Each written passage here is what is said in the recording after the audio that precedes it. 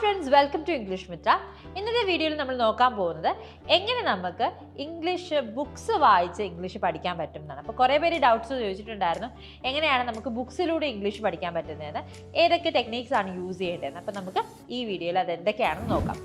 First thing first, നമ്മൾ ചെയ്യേണ്ടത് എന്താണെന്ന് വെച്ചാൽ മേക്ക് ടൈം ഫോർ റീഡിങ്. എന്ന് വെച്ചാൽ റീഡ് ചെയ്യാനായിട്ട്, വായിക്കാനായിട്ട് സമയം കണ്ടെത്തുക. വെറുതെ ഒരു 10 മിനിറ്റ് 20 മിനിറ്റ് അവിടെ, ഒരു 15 മിനിറ്റ് ഇവിടെ, അങ്ങനെ കണ്ടെത്തിയാൽ പോരാ. എല്ലാ ദിവസവും ഒരു അരമണിക്കൂറാണ് നിങ്ങൾക്ക് സമയമുള്ളതെങ്കിൽ ആ അരമണിക്കൂർ വായനയ്ക്ക് വേണ്ടി മാത്രം ഡെഡിക്കേറ്റഡ് ആയിട്ട് മാറ്റി വയ്ക്കുക. അതായത് നിങ്ങളുടെ ഫോൺ എല്ലാം സൈലൻ്റ് ആക്കി വയ്ക്കുക, മുറി അടച്ചിടുക. നല്ല സൈലൻ്റ് ആയിട്ടൊരു എൻവയോൺമെൻറ്റിൽ നമുക്ക് കുറച്ച് ശബ്ദത്തിൽ തന്നെ വായിച്ച് മനസ്സിലാക്കാൻ പറ്റുന്ന രീതിയിൽ ഒരു സ്പേസ് ഉണ്ടാക്കുക. അതിന് വേണ്ടിയിട്ടുള്ള ടൈം കണ്ടുപിടിക്കുക. അതാണ് നിങ്ങൾ ആദ്യം ചെയ്യേണ്ടത്. അടുത്തതായിട്ട് നിങ്ങൾ ചെയ്യേണ്ടത് എന്താണെന്ന് വെച്ചാൽ ഒരു നല്ല ഡിക്ഷണറി കയ്യിൽ കരുതുക. എന്തിനാണ് ഒരു ഡിക്ഷണറി നമ്മൾ യൂസ് ചെയ്യേണ്ടത്?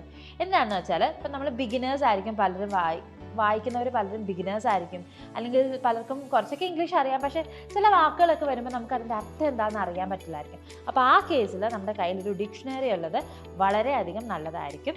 അപ്പോൾ ഒരു ഡിക്ഷണറി കയ്യിൽ കരുതുക. അതുപോലെ തന്നെ ഇപ്പോൾ നിങ്ങൾ ഒരു ബുക്ക്, ഒരു ഫിസിക്കൽ ഫോം, ഒരു ഹാർഡ് കോപ്പി ബുക്കാണ് വായിക്കുന്നതെങ്കിൽ ഒരു ഹാർഡ് കോപ്പി ഡിക്ഷണറി കയ്യിൽ കരുതാം.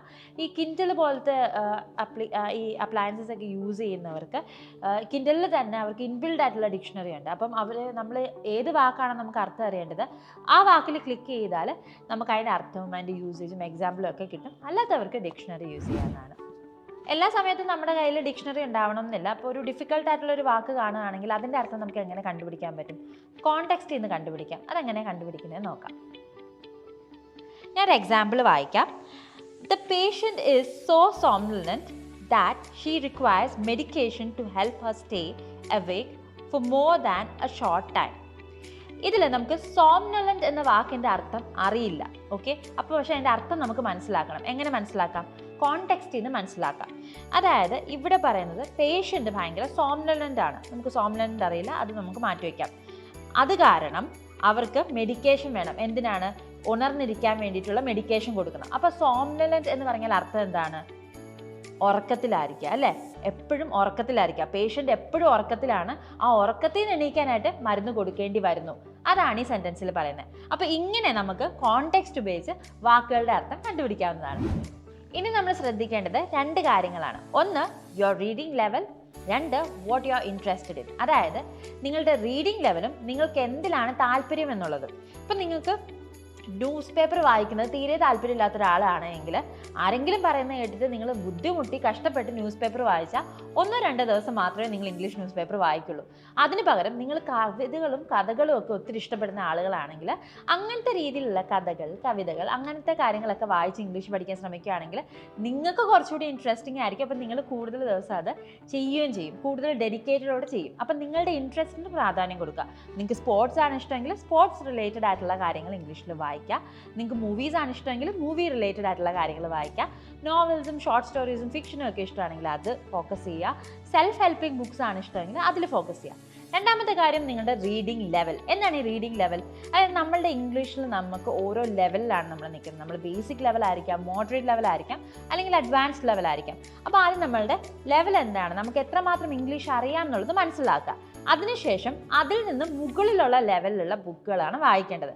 അതായത് നിങ്ങൾക്ക് ഇംഗ്ലീഷിൽ കുറച്ച് വാക്കുകൾ മാത്രമേ അറിയുള്ളെങ്കിൽ നിങ്ങൾക്ക് എന്ത് വായിക്കാം? കുട്ടികളുടെ ഇംഗ്ലീഷ് സ്റ്റോറീസ് വായിക്കാം, ഇംഗ്ലീഷ് ബുക്കുകൾ വായിക്കാം, കുട്ടികൾക്ക് വേണ്ടിയിട്ടുള്ള.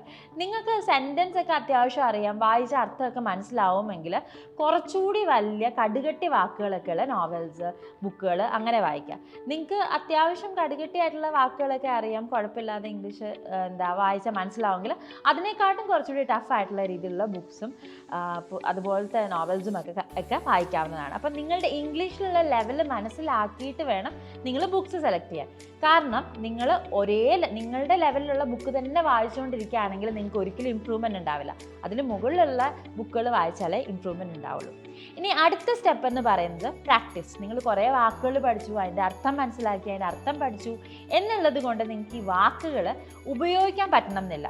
ചിലപ്പോൾ എഴുതാനൊക്കെ പറ്റുമായിരിക്കും, പക്ഷെ ഉപയോഗിക്കാൻ പറ്റണമെങ്കിൽ, അതായത് സംസാരിക്കുമ്പോൾ ഉപയോഗിക്കാൻ പറ്റണമെങ്കിൽ നിങ്ങളത് പ്രാക്ടീസ് ചെയ്യണം. വെറുതെ പ്രാക്ടീസ് ചെയ്താൽ പോരാ, ഇംഗ്ലീഷ് നന്നായിട്ട് അറിയാവുന്ന, നിങ്ങളെ തെറ്റ് വരുത്തിയാലും അത് തിരുത്തി തരാനുള്ള ക്ഷമയുള്ള ഒരാളുടെ കൂടെ തന്നെ ഇരുന്ന് പ്രാക്ടീസ് ചെയ്യണം. അങ്ങനെ പ്രാക്ടീസ് ചെയ്താൽ മാത്രമേ നിങ്ങളുടെ ഇംഗ്ലീഷ് ഇംപ്രൂവ് ആവുള്ളൂ. ഓക്കെ, സോ ഈ ടിപ്സാണ് നിങ്ങൾ ബുക്ക് വായിക്കുന്ന സമയത്ത് നിങ്ങൾക്ക് ഉപയോഗിക്കാൻ പറ്റുന്നത്.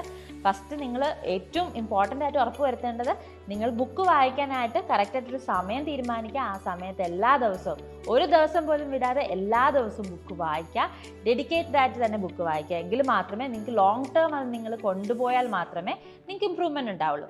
1, 2, 3 ദിവസം വായിച്ചെന്ന് കരുതി നിങ്ങൾക്ക് ഇമ്പ്രൂവ്മെൻറ്റ് ഉണ്ടാവില്ല. ലോങ് ടേം ആയിട്ട് മാസങ്ങളോളം നിങ്ങളത് വായിച്ചാൽ മാത്രമേ നിങ്ങൾ ഉദ്ദേശിക്കുന്ന രീതിയിലുള്ള റിസൾട്ട് നിങ്ങൾക്ക് ലഭിക്കുള്ളൂ. അപ്പോൾ ഈ വീഡിയോയിൽ നമ്മൾ നോക്കിയത് ബുക്ക് വായിച്ചുകൊണ്ട് എങ്ങനെ നിങ്ങൾക്ക് ഇംഗ്ലീഷ് പഠിക്കാം എന്നാണ്. അപ്പോൾ ഈ വീഡിയോ നിങ്ങൾക്ക് ഇഷ്ടപ്പെട്ടെങ്കിൽ ദയവായി ഈ വീഡിയോ ഷെയർ ചെയ്യുക, ലൈക്ക് ചെയ്യുക, ഞങ്ങളുടെ ചാനൽ സബ്സ്ക്രൈബ് ചെയ്യുക, ഞങ്ങളെ ഫോളോ ചെയ്യുക. അതുപോലെ തന്നെ ഇംഗ്ലീഷ് സംസാരിക്കാൻ പഠിക്കാൻ വേണ്ടിയിട്ടാണ് നിങ്ങൾ ഈ വീഡിയോസ് കാണുന്നതെങ്കിൽ ഈ വീഡിയോസിലൂടെ നിങ്ങൾക്ക് ഇംഗ്ലീഷ് പഠിക്കാൻ കഴിയും, പക്ഷേ സംസാരിക്കാൻ പഠിക്കാൻ കഴിയില്ല.